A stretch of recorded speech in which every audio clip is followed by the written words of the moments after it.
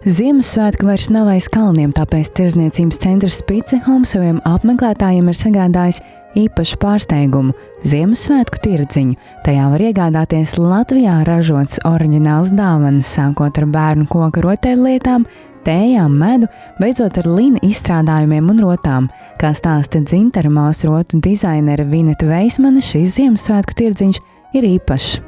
Ziemassvētkiem īstenībā un pašam šim tirdziņam es varu apgalvot, ka noteikti piemīt sava burvība un īstenībā arī brīnums, jo mums ir klienti, kuru vārdi pati sakrīt ar mūsu preču nosaukumiem.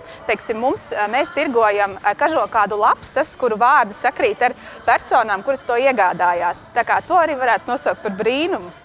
3 māsas, kas apvienojušas spēkus zem nosaukuma dzintara māsu rotas, veido dizaina rotas un aksesuārus, piemēram, kamejs, kas iestrādāts žābo vai kulonā. Vienas no neparastākajām rotām, kas pieejamas Ziemassvētku tirdziņā, ir rotas, kas veidotas no vīriešu kaklasaitēm. Šī gada sākumā mēs sākām eksperimentēt ar dažādām šlipsēm, kas ir mūsu ģimenes vīriešu šlipses, kuras, protams, viņi nevalkāja. Tad mēs aizņēmāmies no kaimiņiem, griezām, mazgājām, dažādā veidā saspraudām šuvām, ar dažādām šuvmašīnām mēģinājām ar rokām, uz manekeniem modelējām šīs šlipses. Līdz ar to rezultātā esam ieguvuši ļoti daudz ko interesantu no šīm vīriešu šlipsēm.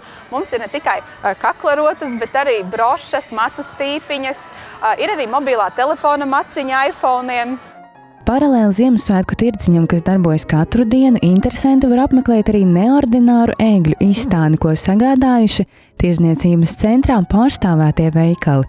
Izstādē apskatām Jāņu Rozes grāmatnīcas grāmatu egle, egle, kas rotāta ar Rito virtuves piedarumiem, interesanti arī Spirits and Wine šampaniešu un ādažu čipšu egle.